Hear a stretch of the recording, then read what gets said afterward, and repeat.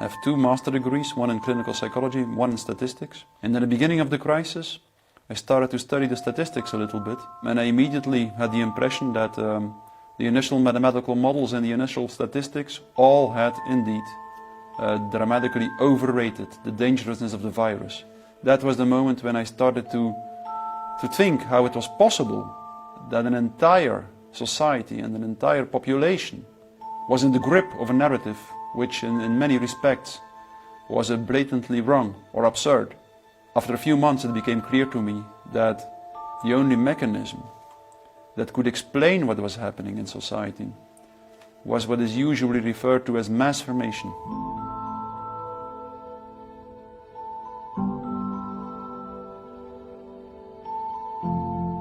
I wear a mask when I'm outside all the time.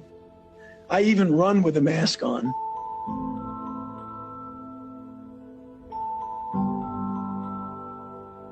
And also because I want to make it be a symbol for people to see that that's the kind of thing you should be doing. I wear a mask to school. I wear a mask to school.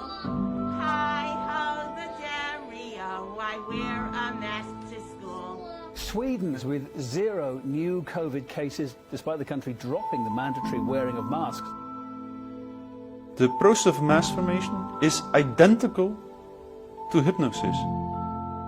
An individual that is in the grip of a process of mass formation typically becomes radically blind for everything that goes against the narratives where the masses or the group believes in. They seem to have lost all interest in the things that were important to them before the mass formation started, which make them radically willing to self-sacrifice, to sacrifice themselves for the collective. Obviously, you don't like to tell people what to do, but sometimes for the good of society, that's necessary. They become radically intolerant for dissonant voices. And this typically goes further and further and further. People who do not go along with the masses are stigmatized, and in the end, the masses typically are inclined to destroy the people who do not go along with them.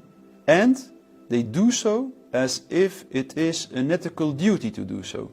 That's something that was observed in all major examples of mass formation in history. Whether we are talking about the Crusades or the witch hunts or the French Revolution or the Soviet Union or Nazi Germany, in all the major mass formations, we notice the same end point of the process, namely the tendency to commit cruelties, usually to destroy the people who do not go along with the masses, and that it is exactly that what makes the process so dangerous. This is becoming a pandemic of the unvaccinated. The people who are not getting vaccines, it's time to start shaming them. Because frankly, we know that we can't trust the unvaccinated. F them, f their freedom. I want my freedom to live. No, screw your freedom. You're a schmuck for not wearing a mask. We have to stop coddling the morons who will not get the shot. Shame on you. No mask, get out! Put on your mask or get off. Put your fucking mask on! Put your mask on! I want to go a little bit deeper into the idea that COVID gave people meaning. What gives meaning to the masses and to the individuals that are in the mass formation is just the collective heroic battle with the object of anxiety. A mass formation typically emerges in a society when very specific conditions are met. First and for all, the most central condition is a major part of the population needs to feel lonely. That's crucial. Breaking news, stay at home. That is the order tonight. We must enact an immediate stay-at-home order. We're going to go visit Mom. I'm going to bring the home family to see Mom.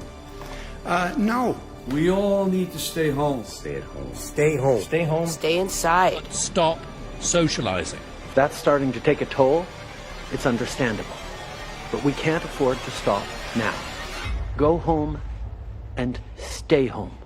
Once people feel disconnected from their environment, they will typically start to experience a lack of meaning making in life.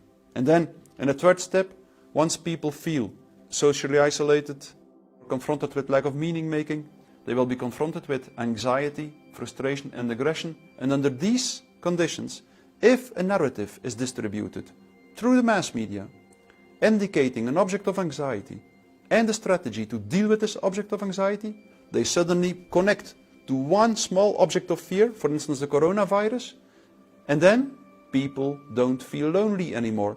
They feel connected again. But the new kind of social bond is highly problematic, just because the bond is never between individuals. It's always a social bond between individuals and the collective, through which an individual shows that its own individual interests are less important than the collective interests. You are not doing this for yourself. It's so you don't kill other people. If you don't take it for yourself, you will take it for your family.